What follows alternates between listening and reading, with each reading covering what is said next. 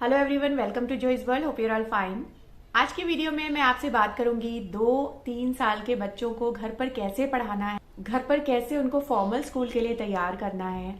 Because now days play schools नहीं चल रहे हैं, प्ले स्कूल्स में बच्चे नहीं जा पा रहे हैं और प्ले स्कूल्स में जाने से एक तरह से फॉर्मल स्कूल के लिए बच्चों का प्रिपरेशन हो जाता था, जो आज के टाइम पर पॉसिबल नहीं है। और पेरेंट्स को घर पर ही इट्स इम्पॉर्टेंट कि बच्चों को प्रिपेयर कराएं, आदर उनको फॉर्मल स्कूल में एडमिशन के लिए या उनको फर्दर उनके नॉलेज गेन करने के लिए।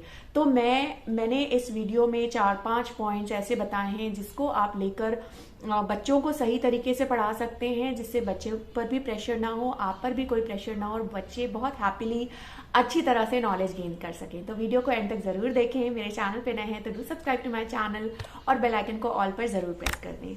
सो 2-3 इयर्स के जो बच्चे होते हैं उन्हें प्ले स्कूल्स में प्ले वे मेथड में पढ़ाया जाता है। इसीलिए प्ले स्कूल्स का नाम प्ले स्कूल होता है, क्योंकि खेल खेल में बच्चों को काफी सारी चीजें सिखाई जाती हैं जो उनकी फर्दर स्टडीज के लिए इंपॉर्टेंट होती हैं।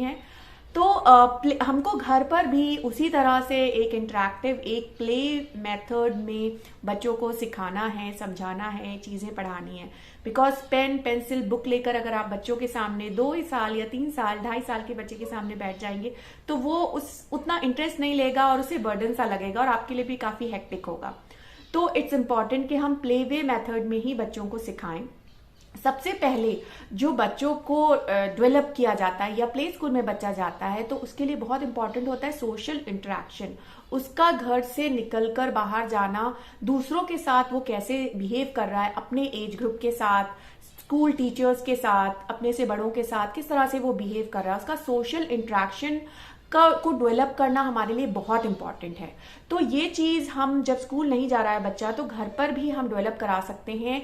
टॉकिंग टू हिम, हम ज्यादा से ज्यादा उससे बात करें, हमारे ही घर के अराउंड जो चीजें हैं उस बारे में, अबाउट हिमसेल्फ, उसके बारे में, उसका नेम, उसकी एज, घर में जो मेंबर्स हैं उनके बारे में, इन सब चीजों से उसका इंटरेक्शन। अगर आप बच्चों को खेलने ले जा रहे हैं नीचे तो वहां पे जो अराउंड चीजें हैं उसके बारे में, जो लोग हैं, कोशिश करें ज्यादा इंटरेक्शन नहीं भी हो रहा है तो जो भी लिमिटेड इंटरेक्शन है उनसे, उसके एज ग्रुप के बच्चों के बारे में, उनके नेम्स, उनकी एज, उनकी हॉबीज या वो क्या कर रहे हैं, वो किस तरह से बिहेव कर रहे हैं बड़ों के साथ, उन कैसे हमें विश करना चाहिए, कब हमें गुड मॉर्निंग बोलना है, कब हमें गुड आफ्टरनून, कब गुड नाइट हो।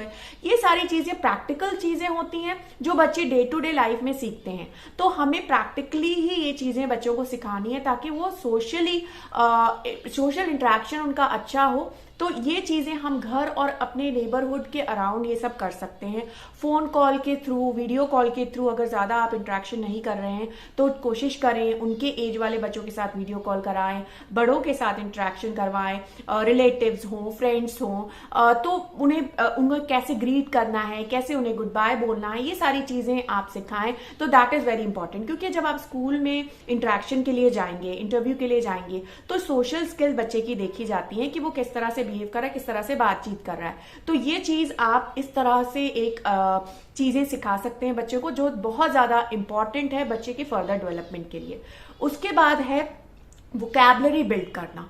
जो चीजें हमारे ऑल अराउंड हैं, हमारे घर में हैं, उसके बारे में आप बात करें। हम सोचते हैं कि घर में जो दिख रहा है उसको क्या बताना है, but you know if you will talk about a thing like a sofa का कलर क्या है, सोफे की साइज क्या है, या सोफे में क्या प्रिंट्स हैं, इससे रिलेटेड आप बात करें, कुछ स्टोरी बिल्ड करें। हमने इसको कहां से परचेज किया था, हमने ये कैसे लेके आए थे, दीज आर द थिंग्स। ये बच्चे प्रैक्टिकली सुनकर बहुत इंटरेस्ट भी लेते हैं और वो काफी कुछ सीखते हैं। तो ऐसे ही घर में हजारों चीजें हैं, हम सिर्फ बुक लेकर बिठाएं इंपॉर्टेंट नहीं है। घर की जो चीजें हैं, किचन की चीजें, आप खाना बनाते हुए बच्चों के साथ इंटरेक्ट करें, what you are cooking, about vegetable fruits, how do you wash the things. हम वेजिटेबल फ्रूट्स को वॉश करते हैं, उन्हें कट करते हैं, these are the small things. इनके कलर्स क्या हैं, ये कितनी है, जैसे आपने क्वांटिटी ली, इफ यू आर आप जैसे मटर छील रहे हैं तो हम आपको काउंटिंग की एक्टिविटी उन्हें दे सकते हैं। अब ऐसे ही काफी सारी चीजें हम दिन भर बच्चों के साथ कर सकते हैं। आप बाहर लेके जा रहे हैं पार्क में, तो स्लाइड का क्या कलर है, स्लाइड का क्या शेप है मे बी, और फ्लावर्स, ट्रीज, इन सब के बारे में आप बात करें, नेचर के बारे में, ground, sky, birds, there are so many things. इससे बच्चे की वोकैबुलरी बिल्ड होती है। इसके साथ ही उसमें आप कई चीजें इंक्लूड कर सकते हैं, लाइक काउंटिंग, कलर्स, शेप्स, ये सब चीजें हमारे ऑल अराउंड चीजों से बच्चा सीख सकता है। इसके लिए बुक में दिखाना जरूरी है। हाँ, ये सब चीजें आप बुक में भी दिखा सकते हैं। जब आप प्रैक्टिकली दिखाएंगे और वही चीज बच्चा जब बुक में देखेगा तो उसे ज्यादा इंटरेस्ट आएगा और वो ज्यादा अच्छे से याद कर लेगा। तो मैं नहीं कहती कि आपको बुक नहीं दिखाना, book is so very very important, मगर प्रैक्टिकली भी आप ये चीजें दिखाएं बच्चों को, आपके घर के अराउंड, नेबरहुड में, पार्क में, और उसके बाद बच्चे को दिखाएं। तो इससे बिल्ड होता है सोशल इंटरेक्शन और वोकैबुलरी। उसके बाद जो होती है ओरल चीजों में राइम सबसे इंपॉर्टेंट है छोटे बच्चों के साथ। तो राइम्स के लिए मैं सजेस्ट करूंगी आप सीधा उन्हें यूट्यूब पे वीडियो ना दिखाएं जो कि इंग्लिश राइम्स होती हैं, फॉरेन एक्सेंट में होती हैं। That is not at all मतलब गुड। दिखा सकते हैं आप इंटरटेनमेंट के उससे, लेकिन उसका प्रोनाउंसिएशन बच्चे को तो समझ नहीं आता है, हमें भी कभी कभी समझ नहीं आता है, तो बच्चा पिक नहीं कर सकता है वर्ड, उसको वो एक्सेंट समझ नहीं पाता है। तो आप ये करें कि बुक लें राइम्स की, राइम खुद पढ़ें, उसको वीडियो आप खुद देख सकते हैं, आप देख करके उसकी ट्यून्स समझें और बच्चों के साथ एक्शन के साथ राइम्स गाएं। राइम्स का बहुत बड़ा एक इफेक्ट होता है बच्चे की, उसमें भी वोकैबुलरी बिल्ड होती है, उसकी थिंकिंग, इमेजिनेशन इंप्रूव होता है। तो आप राइम्स को नेग्लेक्ट ना करें, आप घर पर पढ़ाएं तो डू इंक्लूड, और कोशिश करें जब आप शुरू कर रहे हैं या कुछ एक्टिविटी कर रहे हैं बच्चे के साथ, तो आप राइम्स के साथ शुरू करें। राइम्स बच्चे एंजॉय भी करते हैं, उससे काफी कुछ सीखते हैं। उसमें कुछ 2-3 वर्ड्स के आप उसे मीनिंग समझाएं कि इस राइम में ये वर्ड है, इसके मीनिंग है। स्टोरी जरूर पढ़ाएं आप बच्चों के साथ, बुक लेकर पिक्चर रीडिंग करवाएं, पिक्चर्स वाली स्टोरीज कराएं, उससे भी बच्चे का बहुत अच्छा असर पड़ता है। कुछ मॉरल स्टोरीज आप खुद रीड करें और उसे समझाएं। सो ये भी बहुत इंपॉर्टेंट पार्ट होता है। इसके साथ साथ जैसे मैंने वोकैबुलरी बिल्ड करने के लिए आपको ऑल अराउंड चीजें बताई, वैसे ही आप बुक्स में फिर उसके साथ करें, जैसे फ्रूट्स के नेम, वेजिटेबल्स के नेम, एनिमल्स के नेम, ट्रांसपोर्ट के नेम। इसमें 2 चीजें होती हैं जो चीजें हमें सिखाना जरूर है 2 और 3 ईयर्स के बच्चों को। ओरल चीजों के नाम याद कराना, जैसे वेजिटेबल्स के नेम, फ्रूट्स के नेम, कार्स के नेम मतलब ट्रांसपोर्ट के नेम, और एनिमल्स के नेम, शेप्स के नेम, कलर्स के नेम, और उसके साथ साथ इनका recognition.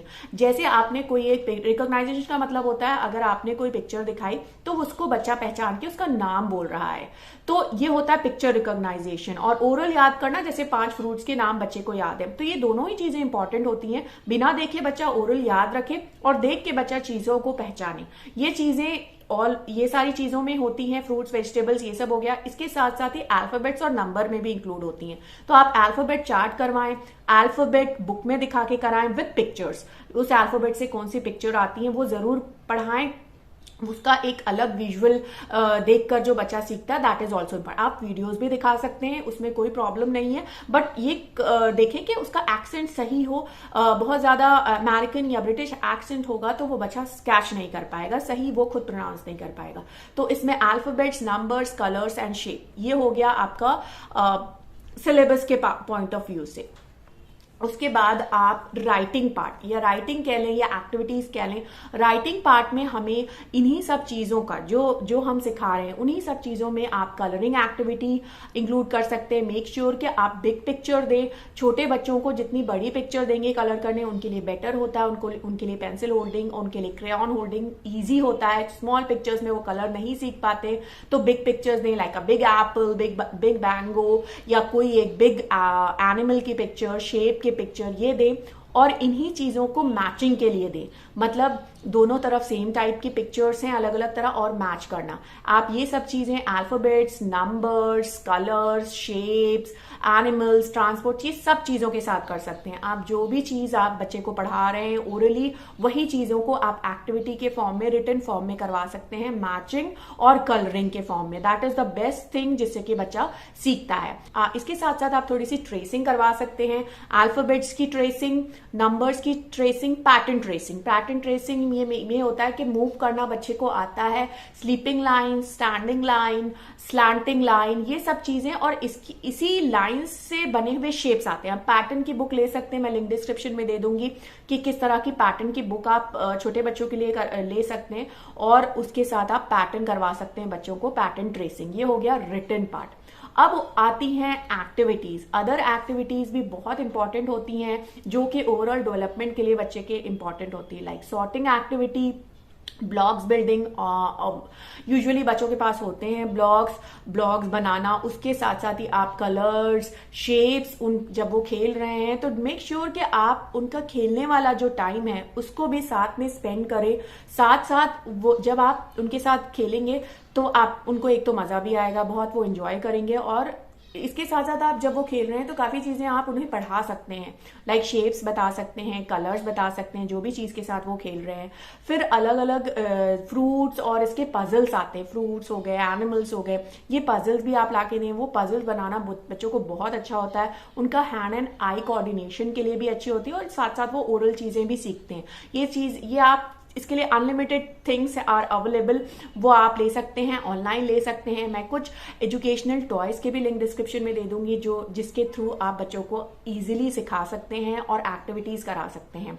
Tier and paste activity, craft की कुछ एक्टिविटी आप बच्चों के साथ जरूर इंक्लूड करें। आप जो भी एक्टिविटी कराएं उसमें आप लर्निंग का पार्ट ऑटोमेटिकली इंक्लूड कर सकते हैं, क्योंकि हर चीज में कलर्स होते हैं, शेप्स होते हैं, कुछ पिक्चर्स होती है, तो जो भी एक्टिविटी कर रहा है बच्चा उसके साथ साथ आप उन्हें ओरल भी सिखाते जाएं।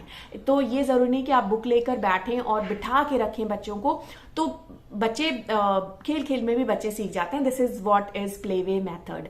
और ये जरूरी नहीं कि एक जगह बच्चा बैठा रहे। आपको थोड़ी फ्रस्ट्रेशन होती है कि बच्चा एक जगह बैठ के नहीं कर रहा है, बच्चे घूम घूम कर भी करते हैं और वो काफी टाइम कुछ और करते होते हैं, मगर उनके कान खुले होते हैं, वो सुनते हैं। तो मेक श्योर कि आप कुछ ना कुछ उनसे बात कर रहे हैं, कुछ ना कुछ आप बता रहे हैं, ओरल चीजों का ध्यान दे रहे हैं। अगर जैसे आपने राइम्स करवा रहे हैं और बच्चा एक जगह बैठ के नहीं कर रहा है, आपको देख नहीं रहा है, एक्शन नहीं कर रहा है, तो भी आप राइम्स बोलते जाएं। बच्चा इधर उधर है, कुछ और में भी खेल रहा है, तो भी उसके कान में आवाज जाएगी और वो सीखेगा। मैंने प्ले स्कूल्स में इतने साल पढ़ाया है, आई नो कि बच्चे एक जगह नहीं बैठते हैं। स्कूल्स में भी वो कुछ ना कुछ करते होते हैं, मगर आप टीचर का काम होता है वो कंटिन्यूअसली बोलता रहे।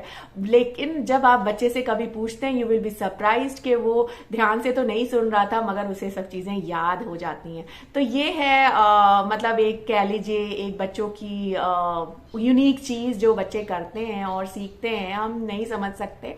सो वी हैव टू ट्राई, कोई प्रेशर नहीं लेना है, इजिली आपको हैप्पीली उनको सिखाते रहना है और बच्चे सीखते हैं इवेंचुअली। आई होप कि आपके लिए बहुत हेल्पफुल होगा। और अगर आपकी कोई फर्दर क्वेरीज है, आपको पढ़ाने में कोई भी प्रॉब्लम है या कोई भी आपकी कंसर्न है, तो आप मुझे कमेंट करके जरूर पूछ सकते हैं। मैं कोशिश करूंगी आपकी क्वेरी सॉल्व करने की। एंड आपको वीडियो पसंद आया होगा तो do hit the like button and do share it with others. Thank you so much for watching.